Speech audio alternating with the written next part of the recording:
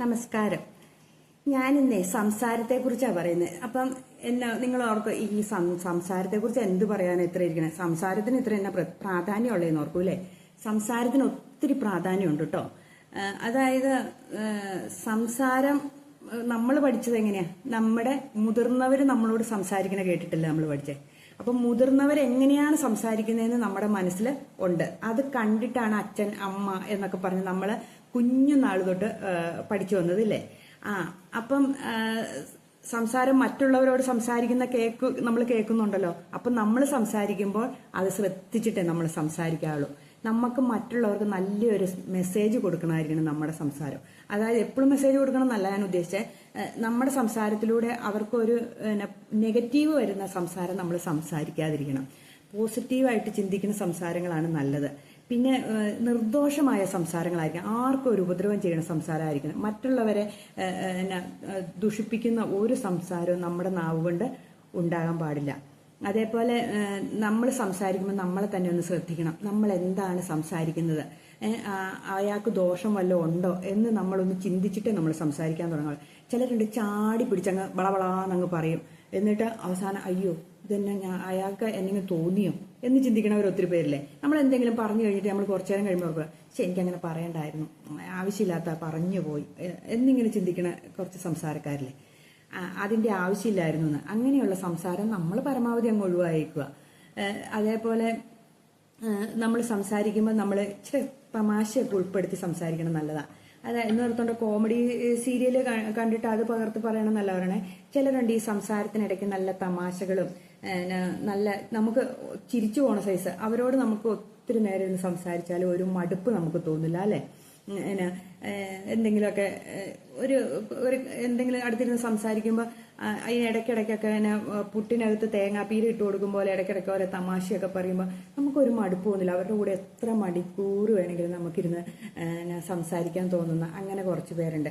ചിലരുടെ അടുത്തിരുന്നാൽ എങ്ങനെയായിരിക്കും എന്നറിയോ, വിളവിളവിളാ മണിക്കൂറുകൾ സംസാരിക്കും. കുറച്ച് കഴിയുമ്പോൾ അവർ ചോദിക്കും, ഞാൻ എന്താ ഇപ്പം പറഞ്ഞേ, ഞാൻ എന്നതാ പറഞ്ഞത്, ഞാൻ എവിടെയാണ് കൊണ്ട് നിർത്തിയത്, എവിടുന്നാ തുടങ്ങിയെന്നോ എവിടെയാ കൊണ്ട് അവസാനിപ്പിച്ചതെന്നോ അറിയാൻ മേലാത്ത കുറച്ച് പേരുണ്ട്. അങ്ങനത്തെ സംസാരവും കേട്ടോണ്ടിരിക്കാം, അത്രേ ഉള്ളൂ. എന്നാലും നമുക്കൊരു ബോറടി ആയിരിക്കും അങ്ങനെ സംസാരിക്കുന്നവരോട്. ചിലരുണ്ട് കുറ്റം പറഞ്ഞുകൊണ്ടിരുന്ന് സംസാരിക്കണം. അവരുടെ കുറ്റം തന്നെ അവർ പറഞ്ഞുകൊണ്ടിരിക്കും. ഞാൻ അങ്ങനെയാ, ഞാനിങ്ങനെ കാണിച്ചപ്പോൾ ഇങ്ങനെയാ, എൻ്റെ ജീവിതം ഇങ്ങനെയാ. അങ്ങനെയുള്ളവരെ പരമാവധി ഒഴിവാക്കുക. അവരുടെ കുറ്റം നമ്മൾ കേട്ടിട്ടുണ്ട്. അവർ ഈ പറഞ്ഞിട്ട് അവർക്കും പ്രയോജനമില്ല കേട്ടോ. അവർക്കൊരു പ്രയോജനമില്ലാത്ത കാര്യം മറ്റുള്ളവരോട് പറഞ്ഞിട്ട് എന്ത് കാര്യം കിട്ടാനാ അല്ലേ. അങ്ങനത്തെ കുറച്ച് പേരുണ്ട്. പിന്നെ കുറച്ച് പേരുണ്ട് ഈ എന്നാ പറയണേ, ഒരു വക മനസ്സിലാവില്ല നമുക്ക് എന്നാ പറഞ്ഞത്. ഞാനൊരു പേരൻസ് മീറ്റിങ്ങിന് പോയേ. അവിടെ ചെന്നപ്പം അയാൾ ഒരു അധ്യാപകൻ ഒന്ന് ക്ലാസ് എടുക്കുന്നുണ്ട്. അപ്പൊ ക്ലാസ് എടുത്തു കഴിഞ്ഞ് പുള്ളി ഇങ്ങനെ ഒത്തിരി കാര്യങ്ങൾ ഇങ്ങനെ പലതും പറഞ്ഞു. അതെല്ലാം കേട്ടു. പേരൻസിനുള്ളതും ഒക്കെ കുറെ കാര്യങ്ങളൊക്കെ പറഞ്ഞ് പുറത്തിറങ്ങി കഴിഞ്ഞപ്പോൾ ഞാൻ അറിയുന്ന ഒരാൾ അവിടെ ഉണ്ടായിരുന്നു. ഞാൻ ചോദിച്ചു എങ്ങനെ ഉണ്ടായിരുന്നു ക്ലാസ് എന്ന് ചോദിച്ചു കഴിഞ്ഞപ്പോൾ നല്ല ക്ലാസ്സായിരുന്നു, നല്ല ക്ലാസ്സായിരുന്നു. ഞാൻ ചോദിച്ചത് എന്തിനെ കുറിച്ചാണ് പറഞ്ഞേ എന്ന് ചോദിച്ചു. പുള്ളി പറയാ എന്തിനെ കുറിച്ചാണ് പറഞ്ഞതെന്ന് ചോദിച്ചിട്ടുണ്ടെങ്കിൽ അതും അങ്ങനെയല്ല, എല്ലാ പൊതുവായ കുറെ കാര്യങ്ങളാണ് തോന്നണമെന്ന്. അപ്പൊ പിന്നെ ആ ക്ലാസ്സിൽ പറയുന്ന പുള്ളിക്ക് എന്ത് മനസ്സിലായിട്ടാണ് ക്ലാസ് എടുക്കണേന്ന് എനിക്ക് മനസ്സിലായില്ല. പുള്ളി ഇങ്ങനെ കുറേ കാര്യങ്ങൾ ഇങ്ങനെ പറഞ്ഞു, ആർക്കും മനസ്സിലായില്ല. പക്ഷെ എല്ലാവരും അടിപൊളി ക്ലാസ്സാ, നല്ല ക്ലാസ് ആട്ടോ എന്നും പറഞ്ഞുകൊണ്ട് ഇറങ്ങിയപ്പോൾ ഇങ്ങനെയാ പലരും പല കാര്യങ്ങളും മനസ്സിലാക്കി എടുക്കണേ. ഒരു വക മനസ്സിലാകണില്ല. ചില രാഷ്ട്രീയക്കാർ പ്രസംഗിക്കണം നിങ്ങൾ കേട്ടിട്ടുണ്ടോ? അവരെന്തൊക്കെയോ ഒരു മൈക്ക് കിട്ടിക്കഴിഞ്ഞാൽ വായി തോന്നി ഇത് കോതയ്ക്ക് പാട്ടെന്നും പറഞ്ഞ് ഇങ്ങനെ അങ്ങ് പറഞ്ഞുകൊണ്ടിരിക്കും മണിക്കൂറുകൾ. കുറെ കഴിയുമ്പോൾ നമ്മൾ ഈ പുള്ളി എന്തിനെ കുറിച്ചായി പറയണേന്ന് നമ്മൾ ചോദിക്കും. ആർക്കും മനസ്സിലാവില്ല. ആ പുള്ളിക്ക് തന്നെ മനസ്സിലാവുള്ളത് ഏത് കാര്യത്തെക്കുള്ള ഭയങ്കര വികസനത്തെക്കുറിച്ചും ഭയങ്കര പദ്ധതികളെ കുറിച്ചും ഒക്കെ ആയിരിക്കും പറയണത്. പക്ഷെ ആർക്കും ഒന്നും മനസ്സിലാവില്ല എന്ത് കാര്യത്തെക്കുറിച്ച് എന്നതായി പറഞ്ഞു ഒപ്പിച്ചതെന്ന്. അങ്ങനെയുള്ളവരില്ലേ പ്രസംഗിക്കുമ്പോഴും ഒരു മൈക്ക് കിട്ടുമ്പോഴും ഒക്കെ പറയുന്നവരും ഒക്കെ കണ്ടിട്ടില്ല അങ്ങനെയുള്ളവര്. അതുകൊണ്ട് എന്നാ പ്രയോജനം? ആർക്കും ഒരു പ്രയോജനവും ഇല്ല. കേൾക്കുന്നവർക്കും പ്രയോജനമില്ല, പറയുന്ന പുള്ളിക്കും പ്രയോജനമില്ല. ചുമ്മാ ഒരു മുഷിപ്പ്, അതായത് മടുപ്പ് നമുക്ക് തോന്നുന്നു മാത്രമേ ഉള്ളൂ. ചില അധ്യാപകർ ക്ലാസ് എടുക്കുമ്പോൾ പിള്ളേർ കിടന്ന് ഉറങ്ങിപ്പോകുന്ന കാണാൻ മേലെ. അതായത് ഒരു ഇംപ്രസ് ചെയ്യാൻ സാധിക്കാതെ വരുമ്പോഴാണ് എനിക്ക് തോന്നുന്നത്. അങ്ങനെ നമുക്ക് അതേസമയത്ത് ചില അധ്യാപകരുടെ ക്ലാസ്സിൽ ആ ടീച്ചറിന്റെ ക്ലാസ്സാന്ന് പറഞ്ഞ് ഓടി വന്ന് പിള്ളേർ ക്ലാസ് കയറും. അത് നമ്മൾ കോളേജിലൊക്കെ പഠിക്കുവാണേലും ഇഷ്ടമുള്ള അധ്യാപകന്റെ ക്ലാസ് നിറച്ച് പിള്ളേരായിരിക്കും. ഇഷ്ടമില്ലാത്തവരുടെ ക്ലാസ്സിലെ പിള്ളേരെല്ലാം ഓരോന്ന് പൊഴിഞ്ഞു പോയിക്കൊണ്ടിരിക്കും അല്ലേ. അങ്ങനെയല്ലേ. അപ്പം അതെന്നാന്ന് വെച്ചിട്ടുണ്ടെങ്കിൽ നമുക്ക് നമ്മളെ കയ്യിലെടുക്കാൻ ഒരു കഴിവ് വേണം. അധ്യാപകർക്കാണേലും ആർക്കാണേലും, അത് നമ്മുടെ വീട്ടിലുള്ളവർക്കാണേലും അങ്ങനെ കേട്ടോ. നമ്മുടെ ഗൃഹനാഥനോ അല്ലെങ്കിൽ ഗൃഹനാഥയ്ക്കോ നമ്മുടെ മക്കളെ അല്ലെങ്കിൽ നമ്മളെ കയ്യിലെടുക്കാൻ ഒരു കഴിവുണ്ടായിരിക്കണം. അത് നമ്മുടെ വാക്കുകൊണ്ട് വേണം. പുന്നാര വർത്താനങ്ങളൊക്കെ പറഞ്ഞ് അവരെ കയ്യിലെടുക്കാൻ ഇത് വേണം. പിന്നെ എന്നാ പറയണേ, ഞാൻ പറഞ്ഞല്ലോ തമാശയായിരിക്കണം എന്ന് പറഞ്ഞില്ലേ. അപ്പം അത് ഒരു രസകരമായ സംഭവമാണ്. പിന്നെ നമ്മൾ സംസാരിക്കണം, നമ്മുടെ കണ്ണുകൊണ്ട് സംസാരിക്കും, വാ കൊണ്ട് സംസാരിക്കാൻ പറ്റും, കൈ കൊണ്ട് നമ്മുടെ അവയവങ്ങൾക്കെല്ലാം സംസാരിക്കാനുള്ള കഴിവുണ്ട്. നിങ്ങൾ ശ്രദ്ധിച്ചിട്ടുണ്ടോ? നമ്മൾ കാമുകിമാരായിരിക്കുമ്പോൾ, ഞാനും പ്രേമിച്ച് കല്യാണം കഴിച്ചാണ്. അപ്പം അതുകൊണ്ട് പറയാം, നമ്മൾ കണ്ണും കൊണ്ട് എന്നാ ഉണ്ട് പോകാം എന്നൊക്കെ കണ്ണും കൊണ്ട് കാണിക്കാൻ പറ്റും, കൈ കൊണ്ടും കാണിക്കാൻ പറ്റും അല്ലേ?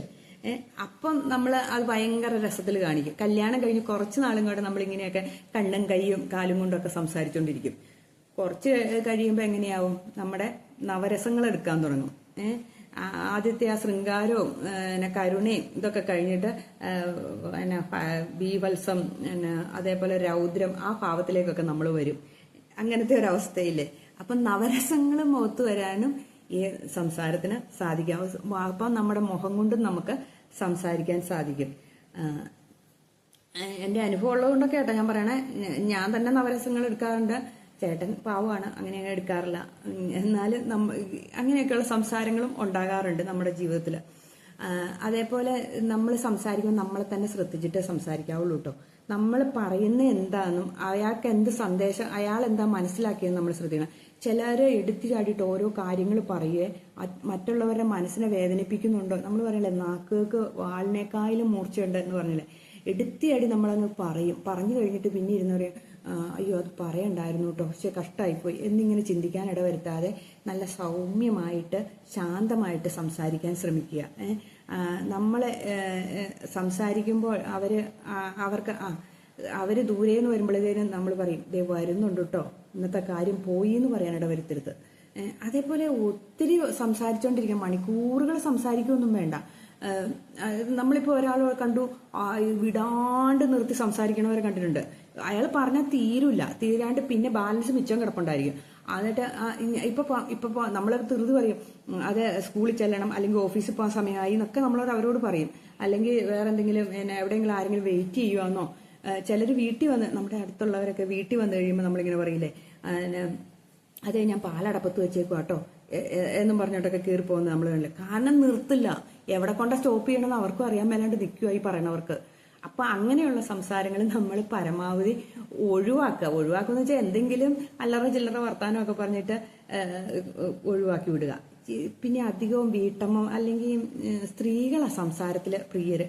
അധികം ഇങ്ങനെ എന്നാ പറയുക, ഒത്തിരി സംസാരിക്കുന്ന സ്ത്രീകളാണ്. മിതമായി സംസാരിക്കുന്ന സ്ത്രീകളും ഉണ്ട് കേട്ടോ, എന്നാലും അധികം സംസാരിക്കുന്ന സ്ത്രീകളാണ്. പക്ഷെ പുരുഷന്മാരങ്ങനെ സംസാരിച്ചാണ്ടല്ലോ മഹാബോറ. ആണുങ്ങൾ ഇങ്ങനെ ഒത്തിരി സംസാരിക്കുന്ന ആണുങ്ങളുടെ അടുത്ത് നമുക്ക് ഇരിക്കാൻ തന്നെ തോന്നൂല. കുറെ കഴിയുമ്പോൾ നമുക്ക് മടുപ്പ് തോന്നും. ആവശ്യത്തിന് മാത്രം സംസാരിക്കണവരോട് നമുക്കൊരു ഭയങ്കര റെസ്പെക്റ്റ് ആയിരിക്കും. അയാൾ ആവശ്യമില്ലാത്ത കാര്യങ്ങളൊന്നും പറയാൻ വരില്ല എന്ന് നമ്മൾ കൂട്ടുകാരുടെ ഗ്യാങ്ങിലിരിക്കുമ്പോഴൊക്കെ നമ്മൾ പറയില്ലേ, അയാൾ നല്ല ഡീസന്റ് ആള്, ഒത്തിരി ഒന്നും ആവശ്യമില്ലാത്ത കേസൊന്നും പിടിക്കില്ല എന്നിങ്ങനെ പറയണം. അങ്ങനെയുള്ള സംസാരമായിരിക്കണം. അപ്പം സംസാരത്തിന് ഒത്തിരി ഭാവങ്ങളുണ്ട് നമ്മൾ മനസ്സിലായി. നമ്മുടെ ശരീരത്തിന് ഒത്തിരി സംസാരിക്കാൻ കഴിയുമെന്ന് മനസ്സിലായില്ലേ. അപ്പം നമ്മൾ കൈയും കാലും ഒക്കെ എടുത്ത് സംസാരിക്കുമ്പോഴേ അത് എന്നാ പറയണേ, അത് ദുഷിച്ച മെസ്സേജ് ചെയ്യണ കണ്ണും കൊണ്ടും കൈ കൊണ്ടും ഒക്കെ കാണിക്കുന്ന ദുഷിച്ച മെസ്സേജ് ചെയ്യുന്ന സംസാരങ്ങളായിരിക്കരുത് കേട്ടോ. നല്ല സംസാരങ്ങളെയാണ് ഞാൻ ഉദ്ദേശിച്ചത്. അതേപോലെ വായും കൊണ്ടും ഒക്കെ എന്തും പറയാം, അതല്ല സംസാരം. അതൊക്കെ എന്നാ പറയണേ, ഈ ചില കള്ളൊക്കെ കുടിച്ചിട്ട് ചിലർ പറയണ കേട്ടിട്ടുണ്ട്, നമ്മൾ നാട് വിട്ടു പോകുന്ന സൈസ് സംസാരമൊക്കെ പറയും. അതിനെയല്ല പറഞ്ഞാൽ നല്ല സംസാരത്തെയാണ് നമ്മൾ. നല്ല സംസാരം നമുക്ക് ഭയങ്കര പോസിറ്റീവ് എനർജി തരുന്നതാണ്. നമ്മുടെ മനസ്സിന് ഭയങ്കര, ചിലരുമായിട്ട് സംസാരിച്ചുകൊണ്ടിരുന്നാൽ നമുക്ക് ഇട്ടിട്ട് പോരാൻ തോന്നാതെ ഈ സംസാരിക്കുന്നവരുണ്ട്. അങ്ങനെയുള്ള പോസിറ്റീവായിട്ടുള്ള ചിന്ത തരുന്നതാണ്. അപ്പം സംസാരത്തെ നിങ്ങളൊന്ന് ശ്രദ്ധിച്ച് നോക്കിക്കേ. എൻ്റെ ഈ ചാനൽ നിങ്ങൾക്ക് ഇഷ്ടമായാൽ ലൈക്ക് ചെയ്യണം, കമൻറ്റ് ചെയ്യണം, സബ്സ്ക്രൈബ് ചെയ്യണം, ഷെയറും ചെയ്യണം കേട്ടോ.